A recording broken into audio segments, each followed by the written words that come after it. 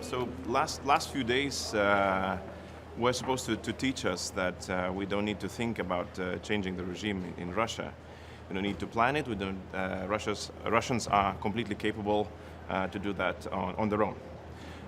What we need to do is not to be distracted by it. These events like this could repeat themselves in the future, but all we have to do is keep focus on Ukraine and actually double down on our assistance to Ukraine, especially when it comes to financial support for their military activity, providing their equipment that they need to fight even stronger in the battlefield, also when it comes to their accession to EU and NATO.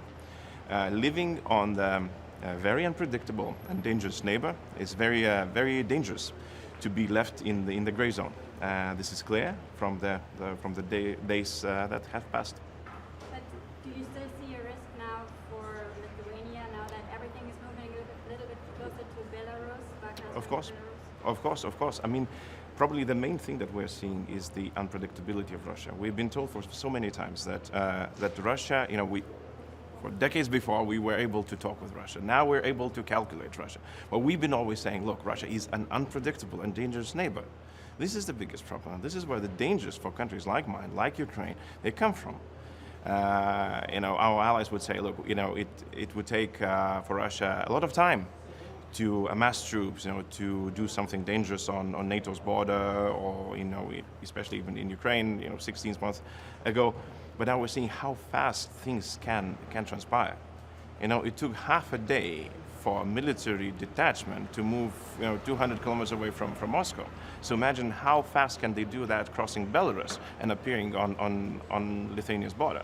So definitely we are very strongly asking our allies to look at our situation extremely seriously in the light of everything that is happening in Russia.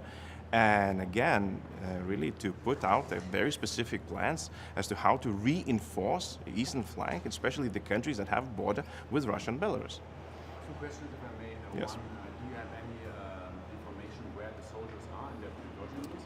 And the second question, would you have hope for Prigozhin to succeed? No, I mean, we were joking that this is the first time that we're vouching for both sides, but that's beside the point. I think that your question, the first question, as to where Prigozhin's army will find itself, is a very important one. That basically that will determine how much independence Prigozhin has.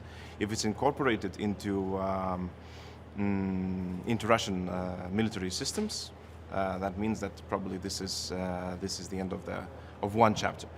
If it is find itself in Belarus, then this is a new following continuation of the activities that we've seen in 24th. And is this decided by the Kremlin, or do you think we don't know. We don't have information. We don't have information like that. Yeah, but we definitely I agree here that we have to monitor the situation extremely closely. Are you confident that he's going to survive this? No. Not confident. Prigozhin has put into question. Sorry? Prigozhin has put into question the reason for invading Ukraine. Yes. Before you actually took Yeah. the decision to march towards Moscow.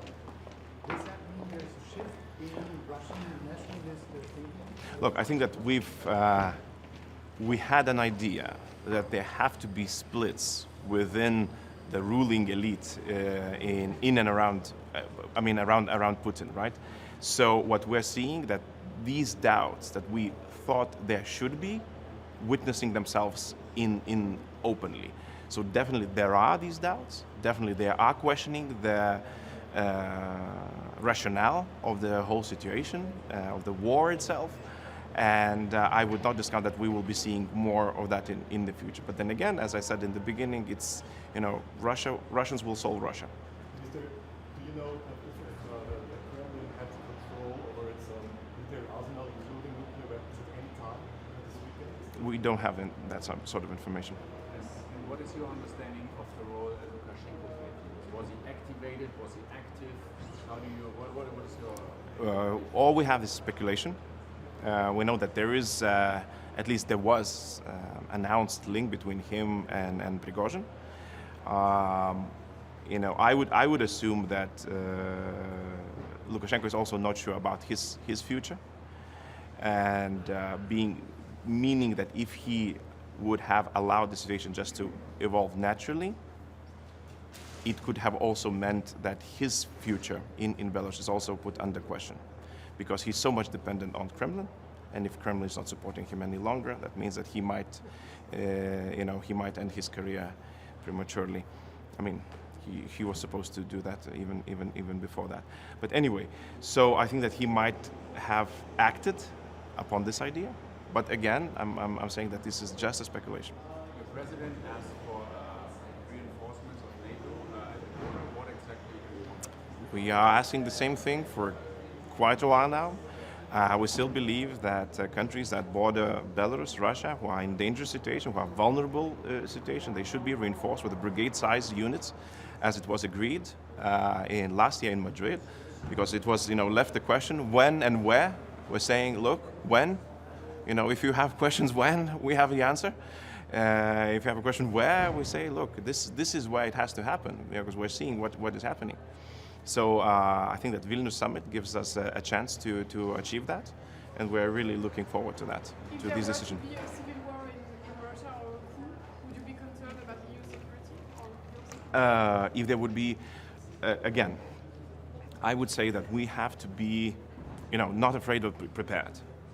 So whether it is possible, if I were to answer the question, do I believe that Russia will be a stable country, for years and decades to come, I would say no, because they started something that hinders their stability fundamentally last year on February 24th. So to expect instability in the country, it's logical, and therefore to prepare for that also follows the same logics. So that's why we're saying, look, the countries that are near need to be reinforced. We need to invest more. Therefore, we are investing 2.55% now. Next year, with all the defense expenditures, we might reach even 3% and go beyond that. This is how we see the situation, and we want our allies to see in a similar light. Would you say this is a kind of a turning point now in your personal assessment? Are we seeing the start of the end? Again, from our assessment, this is a natural evolvement of the situation. It could have been imagined that these things will happen. This should not be as a huge surprise.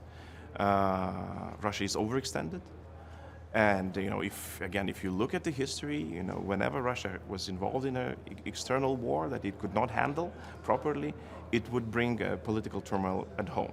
Take 1905, take 1978 Afghanistan, whichever. But I mean, there were similar points in history where Russia just would overextend and then would have problems in Moscow. So I think that we're seeing something similar. Do the events help Ukraine in its military offensive? I think that it gives Ukraine a momentum, but then again, if it is supported by us, that we're, again, as I said in the beginning, if we're not distracted, but we are, we're doubling down, it could give them even more momentum, meaning that, the militaries that are questioning, they would even question it even more. The rationale of the operation that they are participating in. You said you're not very hopeful for the future of Prigozhin. No, I said I don't know. How confident are you for the future of Shoigu and Gerasimov? I don't know. I would not speculate. I mean, again, Russians will solve Russia. About the discussion on using the frozen assets Yeah. of Russians, what do you think of this? What are the legal options in your point of view? I think that the options that we're hearing from the Commission are sound, and they will get our support, definitely. Thank you. Could you maybe quickly elaborate on the options? I would allow the Commission to do that. Thank you.